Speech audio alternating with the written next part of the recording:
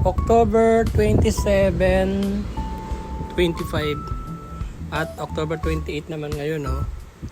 Ngayon ko siya binoise over kasi ngayon lang ako nagkaroon time. Hi guys, welcome back to my channel or vlog.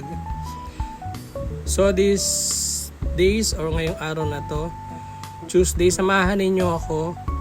Pupunta tayo at ituturo ko sa inyo kung saan ako bumibili ng mga murang karne. Doon ako nagbabudget at bumibili ako ng karne doon kasi nakakamura din kami, lalo na pagka marami kang bibilin. So ang lugar nito ay sa may Tabon area, sa tapat ng may basketballan. Mamaya tuturo ko sa inyo. Ito, kasabay ng pag-unlad at pag-develop ng lugar namin dito sa Pulilan, lalo na yung mga naka-highway. Yan, kitang-kita nyo po yung mga bahay, no, yung mga pabrika. So, malapit na siya talaga ma-fully develop, no. May pabrika na, saka magaganda na yung bahay. Sana naman po maging yung issue, yung health issue po ng mga tao sa lugar namin, mabigyan po ng action, lalo na po dito sa mga taga-highway, kasi po kami po yung mga nakakaano ng mga usok ng mga alikabok. Lalo na po ngayon, sobrang dami ng mga alikabok. Wala lang po, kinuwento ko lang po. Total, malayo-layo pa naman po yung ating pupuntahan. So pagka na, tuturo ka na po sa inyo. Malapit. Hindi po pala alikabok pala muna yon. Parang po siya, buhangin. Ito na nga po pala, oh. Ito na po, si Bitoys. Yung binibilihan po namin ng karne. Sarado po siya. Ayan, sarado po. So sad. So nagpasya po ako na dumiretso na lang po ng Pulilan sa may Robinson Palengke. Bibili na lang po ako doon ng mga ibang kailangan namin dito sa tindahan. At yan na nga, naka Robinson na ako. Papahinga muna ako dito. Upo-upo lang muna, palamig. So habang nagpapahinga ako, mayroong mga kabataan dito, activity yata nila. Nag-gymnastics sila. Ang galing mag-flex ng katawan ng mga kabataan dito eh. So ito lang po stall nito, no. Sana nakakabayad sila ng renta. Wala lang, nagkwento ko lang.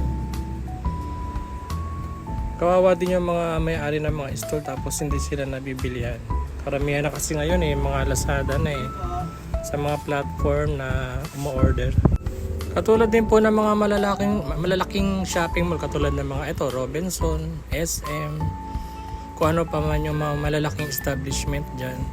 Minsan nagmamasid din po ako sa kanila, tapos tinitingnan ko rin po kung may mga bumibili. Kasi paano po kayo yung renta po ng mga nakakarenta sa kanila konti lang bumibili. So kawawa din po, nagsasarado rin po sila.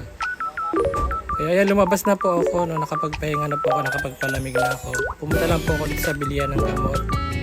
At may binili lang po ako dito. Bawal po mag-video sa loob. Yan, nakalabas na po ako, nakabili na po. Diretso na po tayo sa may Pulilan Market. Yung Pulilan Market naman po namin dito ay i-develop din po siya. Actually, mga 2 taon na po yata itong ginagawa. Hindi pa rin po natatapos Sana hopefully nga pala may vlog ko para may pakita ko po sa inyo yung na-develop dito kaysa then and now po yung mangyayari, no. So next project po natin yan. Dito po yan sa Pulilan Market. Ayan, pumasok na po ako dito sa hindi pala sa Tiangge, sa loob ng market, ng wet market, di po ba? Ayan, dito po ako namimili. Ayan, sa loob po nito. Dito po ako nakisuki.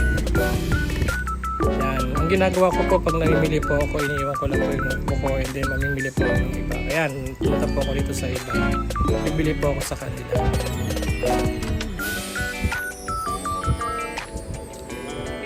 So malapit na po matapos itong vlog ko, no. Shout out po sa susunod po na vlog ko, shout out ko po kayo, no. 3 lang po muna i-shout out ko, pasensya na po yung iba, no. Si Ma'am Jasmine Mariles Dalupin na taga Dampo 2nd B, ma'am. Salamat po, ma'am. Kay Ma'am Abigail Lacrataroken, Sir Joey Sincero. Idagdag ko na rin si Ma'am Russell Rose Cleopas na lagi akong naaalala. Salamat sa iyo, be. At syempre yung teacher ko si Sir Tabang na malapit din po dito sa bahay namin. Salamat po, sir. Ingat po kayo lagi. So, malapit na po magwakas yung ating vlog, no? Nakakaaliw lang po si Kim. Ito po yung pamangkin ng may-ari dito.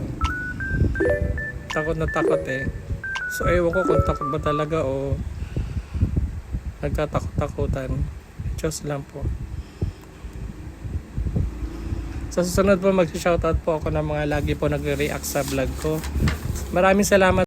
Maraming salamat po sa walang sawang panonood. At kung meron po ako nasabi na mali, pwede nyo po ako i-message, DM po. Salamat po. God bless po.